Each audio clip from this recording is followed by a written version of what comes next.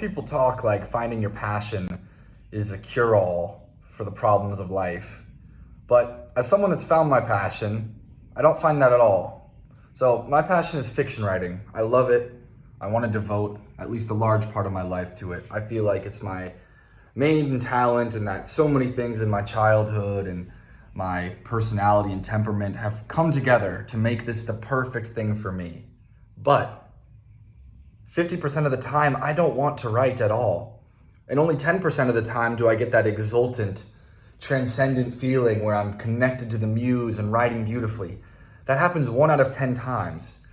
And I look on that and I realize that it's not that much different than most good jobs that people tend to have. So long as you have creativity and autonomy and some level of just self-possession, and you're not completely at someone's beck and call, then you can enjoy your job probably about the same amount that me, as like a obsessive, passionate artist type right now at least, enjoys their like creative passion. I think that when people talk about finding their passion, a lot of it I think is sort of wishful thinking, in the sense that if you're 25 and nothing has called out to you, nothing has grasped you ever, and you've already attempted at least a decent amount of soul searching, then it might be that you're one of the many people in modern day and in history that don't have one all-consuming passion, and that's completely fine. Why would it not be that way? Do you think our hunter-gatherer ancestors all had like one thing they knew that they wanted to do and they all did that? No. Some people like storytelling more than others, and so they story told more. Some people were better at hunting or better at athletic games, so they did that more. Like, there was some variation, but people lived what we would call now a balanced life.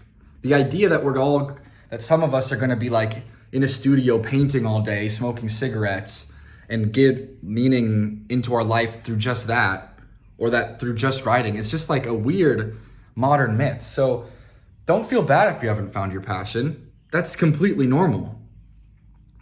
Though on the other hand, you shouldn't assume that like people that have found their passion have something inherently more interesting or meaningful about them or in their lives.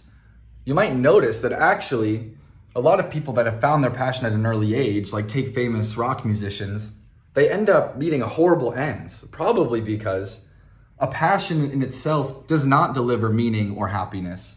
It in fact delivers them much less than the more boring, staid things that are supposedly there to bring us happiness, like family, structure, some level of discipline, physical fitness, healthy diet, meaningful friendships, a decent amount of money deployed well.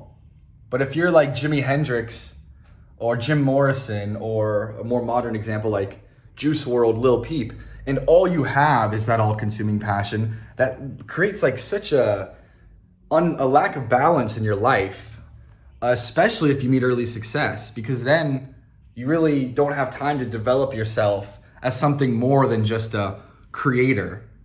And the truth is that if your identity is linked to like creative output, drugs are extremely appealing, because whether or not people want to admit it, like drugs do kind of assist a lot of people in just keeping up a crazy amount of creative output.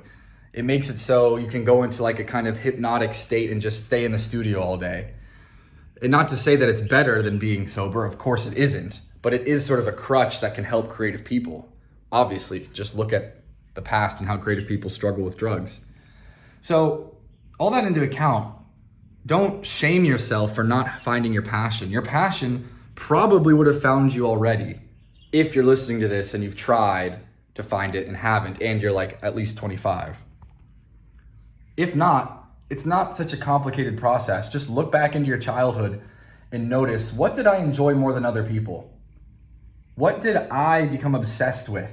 What did I want to do and my friends got tired of after a couple hours? What could I do all day and forget about eating and forget about the other annoyances and difficulties of childhood, which are very real? For me, it was storytelling, usually with like Legos or action figures, which all kids do, right? But all kids don't sit in their room with their little Lego set and keep a story going for 8 hours straight, day to day over years, basically writing like novels with their Legos. That's what I was doing when I was like 6 or 7. So as I got older, I just needed to look back at that and realize, maybe that could work. Maybe I should move in that direction if that ignited me so much as a kid. So then I tried writing a novel, and it did ignite that same feeling I had as a kid. And so there it was. But if you were a kid that didn't get obsessed with anything, congratulations, you're like a normal, well-balanced person. And you should probably focus on a rewarding career and those other things that rock stars and passionate, crazy artists lack, and find joy and passion and happiness in those things. I don't know if this sounds extremely obvious, but the obsession with finding the passion that I see everywhere makes it seem like it's not that obvious. So, hope that's useful. That's all.